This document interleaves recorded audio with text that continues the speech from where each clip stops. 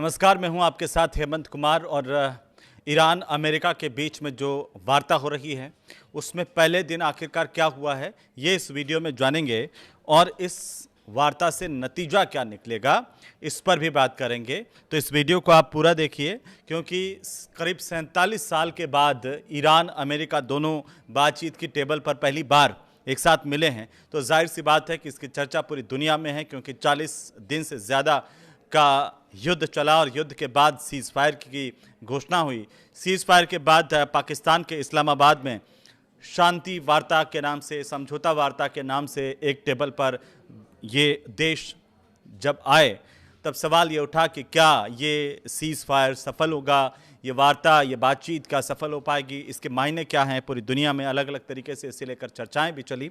तो आज इसी को समझने की कोशिश करेंगे, क्योंकि पाकिस्तान के राजधानी इस्लामाबाद में ईरान और अमेरिका के जो लोग हैं वो जुटे हैं, एक टेबल पर बैठे हैं, और सीज़ फायर वार्ता का ये दौर जो है वो शुरू हुआ तो पूरी दुनिया की नज़रें इस्लामाबाद पर टिक गईं। कई जानकार ये मान रहे थे कि पाकिस्तान भारी दबाव में है, और इसके पीछे की वजह यह भी थी कि जो पाकिस्तान पूरी दुनिया में दहशतगर्दी का पर्याय है वो इस बातचीत की मेज़बानी कर रहा है। तो ऐसे माहौल में, ऐसे देश के अंदर बैठ कर के दो देश क्या नतीजा निकाल करके लाएंगे, ये बहुत महत्वपूर्ण बात है। लेकिन मीडिया रिपोर्ट्स ये कह रही हैं कि ये करीब 2 घंटे तक बातचीत चली। पहले दिन पहला राउंड 2 घंटे तक हुआ है, और इसमें ईरान की तरफ से, अमेरिका से, इजराइल से लेबनान पर जो हमले हैं वो तुरंत रोकने की बात कही है। ये भी कहा कि हम बिना किसी भय के निष्पक्ष तरीके से अपनी बात रखेंगे, किसी दबाव के बिना बात रखेंगे, ये ईरान ने पहले ही स्पष्ट कर दिया। लेकिन 2-3 और बातें हैं जिनकी वजह से बातचीत और ज़्यादा चर्चाओं में है, और पूरी दुनिया ये चाह रही है कि आखिरकार युद्ध से निजात कैसे मिले, कैसे शांति स्थापित हो। लेकिन क्या पाकिस्तान की बातचीत शांति तक जाती है? क्योंकि कुछ एक्सपर्ट्स की तरफ से इस बातचीत के दौरान ये कहा गया कि सुरक्षा, राजनीति, सेना और इसके साथ साथ अर्थव्यवस्था, कानून व्यवस्था का मुद्दा है। इन सब से जुड़े हुए मसलों पर बातचीत हो रही है। और ऐसे में अमेरिका की तरफ से जो उपराष्ट्रपति जेडी वेंस वो अमेरिका का प्रतिनिधित्व कर रहे हैं, जबकि ईरान की तरफ से संसद के जो स्पीकर है वहाँ की मोहम्मद बागेर गालिबाफ, उन्होंने नेतृत्व किया है इस बातचीत का।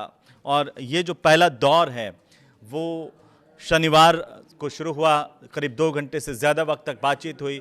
रविवार को भी ये बातचीत चलेगी। अभी किसी रिजल्ट पर हालांकि अभी नहीं कहा जा सकता है।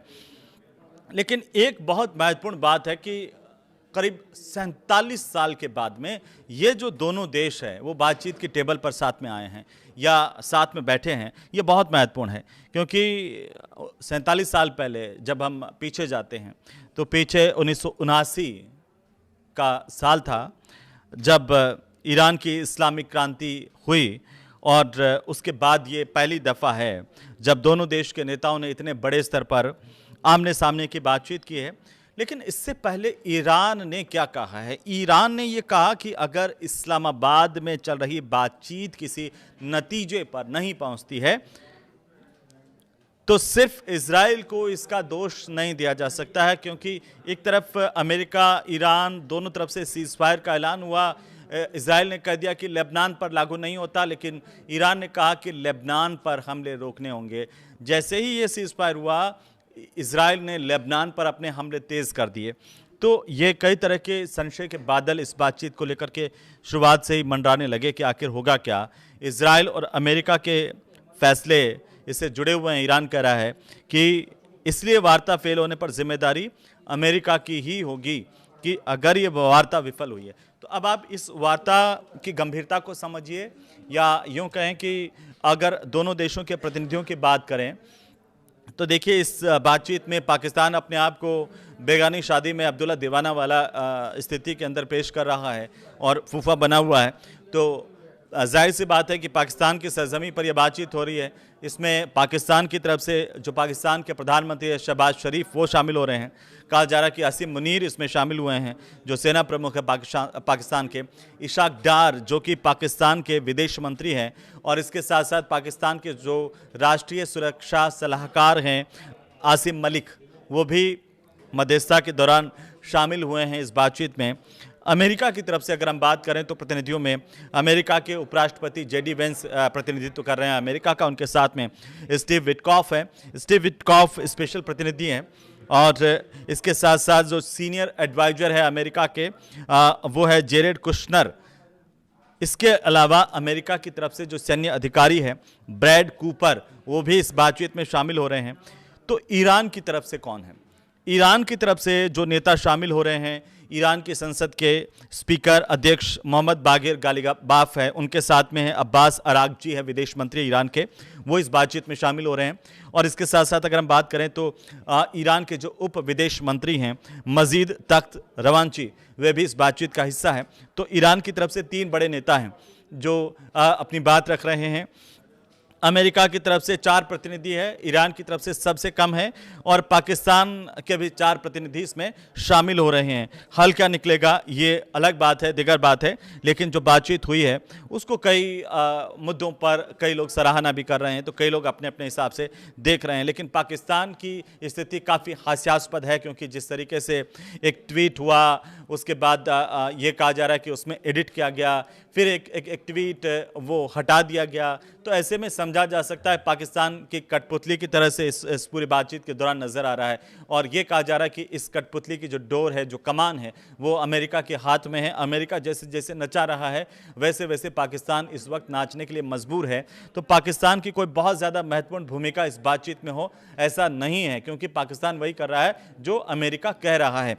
और इस लिहाज से अगर पिछले 24 घंटों की बड़ी अपडेट्स को हम अगर देखें तो ईरान का डेलीगेशन जब पाकिस्तान पहुंचा, इस्लामाबाद पहुंचा, ईरान और अमेरिका का डेलीगेशन शांति वार्ता के लिए यहां पर पहुंचा, तो पाकिस्तान की राजधानी इस्लामाबाद पहुंचने पर चर्चाएं भी तेज हुई।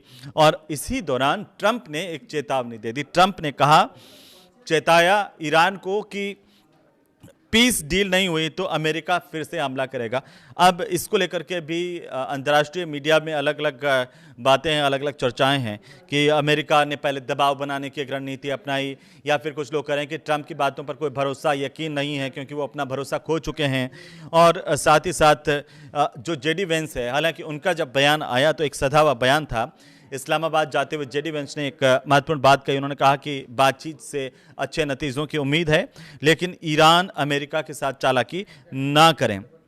अब लेबनान और इजराइल के बीच में भी एक और दौर की शांति वार्ता होने की बात कही जा रही है। वो है 14 अप्रैल को बाबा साहब भीमराव अंबेडकर की जयंती के दिन 14 अप्रैल को अमेरिका में सीज फायर पर लेबनान और इजराइल के बीच में बातचीत हो सकती है, इसे लेकर के भी चर्चाएं हैं। सीज फायर की बातचीत को अगर देखें एक अपडेट के तौर पर, तो अमेरिका और ईरान के नेताओं के बीच में करीब 2 घंटे की बैठक हुई, जिसमें मैं पहले आपको बता चुका हूं कि इस बैठक के बाद सीज फायर का जो वार्ता है उसका पहला राउंड जो है वो ख़त्म हो गया। लेकिन बहुत दिलचस्प बात देखिए, जब ईरान के प्रतिनिधि यहाँ पर पहुँचे या गालिबाफ यहाँ पर पहुँचे इस्लामाबाद, तो एक एक्स पर फोटो शेयर की उन्होंने, और फोटो में क्या था कि उनका जो विमान था, उनकी उस विमान की सीटों पर उन बच्चों की तस्वीरें साथ थीं जो बच्चे अमेरिका के हमले में, इजराइल के हमले में मारे गए, और उनके खून से सने हुए स्कूल के बैग जो है, जूते रखे हुए थे, फूल भी रखे हुए थे। ईरानी शहर मिनाब में जंग का जो पहला दिन आपको याद होगा, 28 फरवरी, एक प्राइमरी स्कूल पर किस तरीके से हमला किया गया था, 168 लोगों की जान गई थी, इनमें बच्चे, स्कूल का स्टाफ शामिल था। और इस हमले का जो सीधा आरोप है वो है अमेरिका और इजराइल पर। अमेरिका ने कहा कि वे इस हमले की जांच कर रहे हैं, लेकिन ये जो दृश्य उन्होंने एक फ़ोटो साझा की, शेयर किया, वो उसने पूरी दुनिया का ध्यान खींचा कि किस तरीके से युद्ध ने इन बच्चों को, इन मासूमों को मौत का शिकार बनाया। तो अमेरिका और ईरान की जो सीज़ फायर की बातचीत है उसका दूसरा राउंड जब शुरू हुआ, तो उसमें जैसे मैंने कहा कि कई मसलों पर बातचीत हुई है इस्लामाबाद में। ईरान अमेरिका के बीच में जो ये बातचीत हुई पहले राउंड की, उसमें हालांकि कोई नतीजा नहीं निकला है, लेकिन दूसरे दौर की बातचीत में, अगले दिन की बातचीत में, रविवार को भी ये बातचीत जारी रहेगी। तो ऐसे में ये कयास है कि आखिरकार कोई ना कोई नतीजा निकलेगा। अगर नहीं निकलेगा तो क्या होगा, ये आप इस वक्त सोच रहे होंगे, ये सबके मन में सवाल है। लेकिन लेबनान के जो प्रधानमंत्री हैं, वो एक और महत्वपूर्ण घटनाक्रम हुआ कि उन्होंने अपना अमेरिका का दौरा इससे ठीक पहले रद्द कर दिया। लेबनान के प्रधानमंत्री हैं नवाफ सलाम, उन्होंने अमेरिका का दौरा रद्द किया और वे अगले सप्ताह वाशिंगटन जाने वाले थे, जहां उनकी मुलाकात अमेरिका के जो विदेश मंत्री हैं मार्को रूबियो, उनसे होनी थी। लेकिन इससे पहले नवाफ ने कहा है कि लेबनान के जो मौजूदा हालात हैं उनको देखते हुए उनके देश में रहना ज़रूरी है।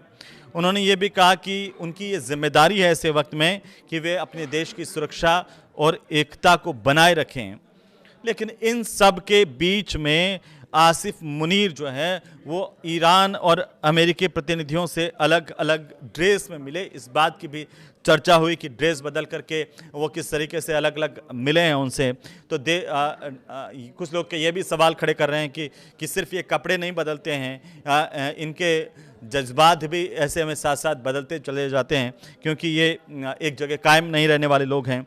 और अब पाकिस्तान की राजधानी इस्लामाबाद में आज जो कुछ हुआ वो पूरी दुनिया ने देखा। यहाँ पर पाकिस्तान के आर्मी चीफ की इस बात को लेकर के चर्चा है कि दोनों से प्रतिनिधियों से अलग अलग अंदाज में मिले। जब ईरान के प्रतिनिधियों से मिलने के लिए गए अलग ड्रेस में गए, उसके बाद में जब अमेरिका के प्रतिनिधियों से मिलने गए तो उनकी अलग ड्रेस देखी गई। और इस तरह से उन्होंने जो है इस मीटिंग को लेकर के बातचीत की है। लेकिन अमेरिका की तरफ से उपराष्ट्रपति जेडी वेंस, जबकि ईरान की तरफ से जो संसद के स्पीकर हैं मोहम्मद बागेर गालिबाफ इस मीटिंग का नेतृत्व करते हुए देखे गए। अब इस मीटिंग को लेकर के ये कयास है कि आखिरकार क्या इस मीटिंग से शांति जो है कि बात आगे बढ़ेगी। जाहिर सी बात है कि बातचीत होगी, कोई ना कोई नतीजा तो निकलेगा। लेकिन इससे पहले एक बहुत बड़ी बात हुई है, वो ये हुई है कि अमेरिका को एक गलतफहमी थी कि धमकियाँ दे देंगे और हॉर्मुज़ से अपना जो है ले जाएंगे। लेकिन ईरान ने सख्त पहले ही रुख दिखाया था, एक बार और ईरान का सख्त रुख देखने को मिला और ईरान ने कहा कि हॉर्मुज़ स्ट्रेट से कोई भी अमेरिकी जहाज नहीं गुजरा है। ईरान के सरकारी टीवी के मुताबिक एक सीनियर सैन्य अधिकारी ने इन खबरों को गलत बताया है। ईरान ने यह भी कहा कि उसने एक अमेरिकी युद्धपोत को ये चेतावनी दी थी कि अगर वो हॉर्मुज़ स्ट्रेट में आगे बढ़ता है तो 30 मिनट के अंदर उस पर हमला कर दिया जाएगा। और इसके बाद ये जहाज वापस लौट गया। इसकी चर्चा आज दिन भर हुई कि आखिरकार जो ट्रेलर दिखाया ईरान ने, उससे ये लग रहा है कि ईरान किसी भी तरह के दबाव में नहीं है और ईरान ने पहले ही ये साफ कर दिया कि वो बिना किसी दबाव में ये वार्ता के टेबल पर है, बिना किसी डर के, बिना किसी भय के अपनी बात वो रख रहा है। तो इससे ये समझा जा सकता है कि कैसे यहाँ पर इस बातचीत के दौरान जब अमेरिका को लग रहा होगा कि एक तरफ बातचीत चल रही है, दूसरी तरफ हॉर्मुज़ का रास्ता वो इस लिहाज से खुलवा देंगे, तो ईरान ने इस तरह की खबरों का खंडन भी कर दिया। ये भी बता दिया कि कैसे अमेरिका का जहाज हॉर्मुज़ स्ट्रेट को क्रॉस करने की कोशिश कर रहा था और उसने उसको चेतावनी दी, इसके बाद वो वापस लौट गया है। तो जाहिर सी बात है कि हॉर्मुज़ स्ट्रेट जो है वो ईरान के पूरी तरह से कब्जे में है।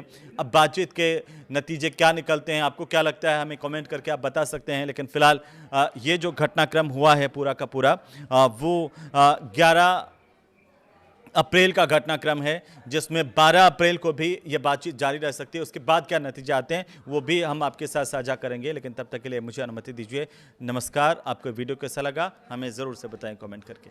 नमस्कार।